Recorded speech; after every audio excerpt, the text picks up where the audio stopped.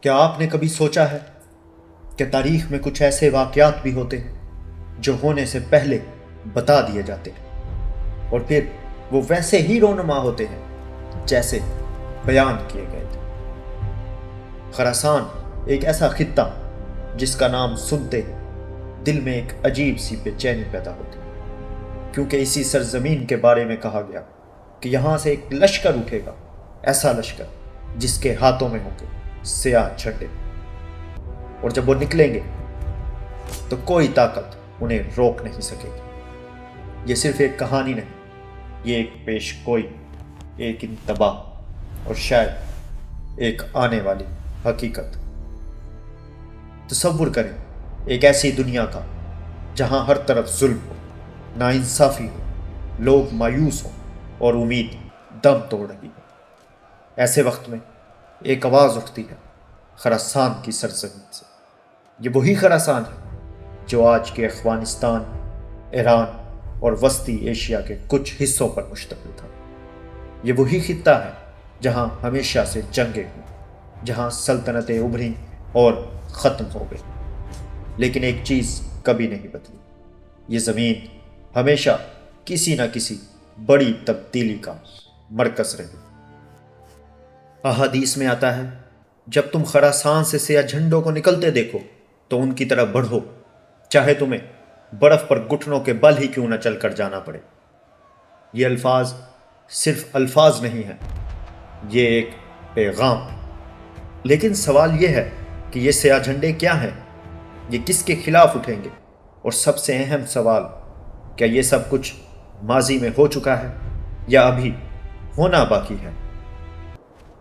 تاریخ ہمیں بتاتی ہے کہ سیاہ جھنڈوں کا ذکر پہلی بار عباسی انقلاب کے وقت سامنے آیا، جب ایک چھوٹا سا گروہ خراسان سے اٹھا اور دیکھتے ہی دیکھتے ایک عظیم سلطنت کو ختم کر گیا۔ اموی خلافت، جو دنیا کی سب سے بڑی طاقتوں میں سے ایک تھی، اسے گرا دیا گیا۔ اور اس کے پیچھے کیا تھا؟ ایک لشکر، سیاہ جھنڈوں والا لشکر۔ کیا یہ وہی سیاہ جھنڈے تھے جن کا ذکر احادیث میں بیان کیا گیا، یا یہ صرف ایک جھلک تھی اصل طوفان سے پہلے؟ کیونکہ کچھ علماء لکھتے ہیں کہ اصل خروج ابھی باقی ہے۔ اگر ایسا ہے تو اس کا مطلب یہ ہے کہ ایک اور لشکر اٹھے گا خراسان سے سیاہ جھنڈوں کے ساتھ، اور اس بار اس کا مقابلہ کسی سلطنت سے نہیں ہوگا بلکہ پوری دنیا سے ہوگا۔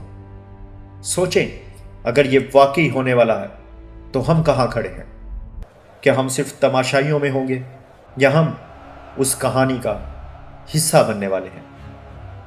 یہی وہ سوال ہے جو اس پوری کہانی کو خطرناک بناتا ہے، کیونکہ یہ صرف تاریخ نہیں، یہ ایک زندہ موضوع ہے جو آج بھی لوگوں کے ذہنوں میں، دلوں میں ہے، اور شاید زمین پر کہیں نہ کہیں خاموشی سے تیار ہو رہا ہے۔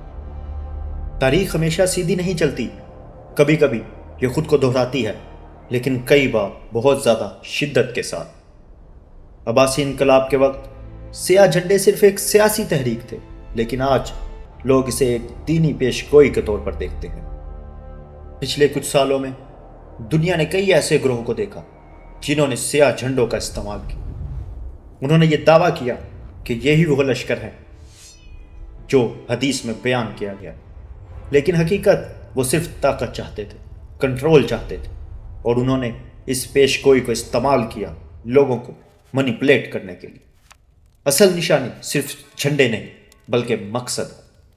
اصل لشکر وہ ہوگا جو ظلم کے خلاف کھڑا ہوگا، جو انصاف لائے گا، جو لوگوں کو جوڑے گا، نہ کہ توڑے گا۔ لیکن مسئلہ یہ ہے، جب تک اصل ظاہر نہیں ہوتا، نقلی لوگ میدان میں آتے رہیں گے۔ یہی وہ کنفیوژن ہے جو آج پوری دنیا میں پھیلا ہوا ہے۔ لوگ نہیں جانتے کس پر یقین کرے، کس کے پیچھے جائے اور کس سے دور رہے۔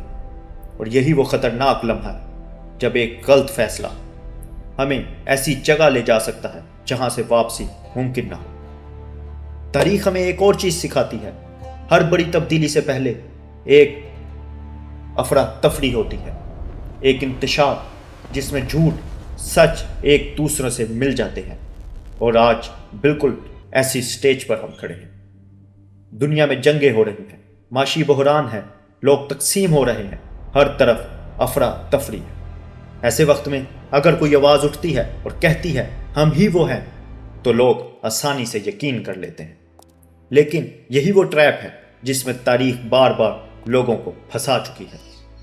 असल सवाल ये नहीं कि स्याह झंडे कब निकलेंगे, असल सवाल ये है जब वो निकलेंगे तो क्या हम इन्हें पहचान सकेंगे, क्योंकि वो दिन एक आम दिन नहीं होगा, वो दिन फैसले का दिन होगा, और शायद वो वक्त इतना करीब हो जितना हम सोच भी नहीं सकते। हर कहानी का एक अंजाम होता है, लेकिन कुछ कहानियां ऐसी होती हैं जिनका अंजाम हम खुद लिखते हैं। स्याह झंडों की कहानी भी ऐसी ही है। ये कोई ख़त्म होने वाली दास्तान नहीं, ये एक जारी अमल है। यही इस कहानी का सबसे ख़तरनाक पहलू है, क्योंकि अगर हम इसे पहचान ना सके तो हम तारीख़ में गलत तरफ खड़े हो सकते हैं। और तारीख़ हमेशा यही करती है, वो हमें एक मौका देती है, लेकिन वो हमें बताती नहीं कि सही रास्ता कौन सा है। यह हम पर छोड़ दिया जाता है। आज की दुनिया में सब कुछ पहले से बहुत ज़्यादा पेचीदा हो चुका है। इन्फॉर्मेशन बहुत है, लेकिन सच बहुत कम। हर कोई अपनी कहानी बेच रहा है, हर कोई खुद को सही साबित करना चाहता है, लेकिन असल ताकत शोर में नहीं होती, बल्कि सच को पहचानने में होती है।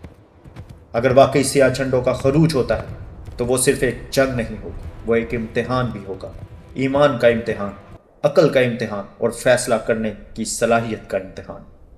और उस वक्त न हमारी ताकत काम आएगी, न हमारा डर। सिर्फ एक चीज़ जो हमारे काम आएगी, हमारी समझ। तो सवाल अब भी वही है कि हम कहाँ खड़े हैं। क्या हम हर उस आवाज़ के पीछे जाएंगे जो खुद को हक कहती है, या हम रुक कर, सोच कर, समझ कर फैसला करेंगे? क्योंकि तारीख एक बात बहुत वाजिया तौर पर लिखती है कि वो उन लोगों को याद नहीं रखती जो बहाव के साथ बह जाते हैं। वो सिर्फ उन्हें याद रखती है जिन्होंने सही वक्त पर सही फैसला किया। और शायद यही वो लम्हा है जब हमें फैसला करना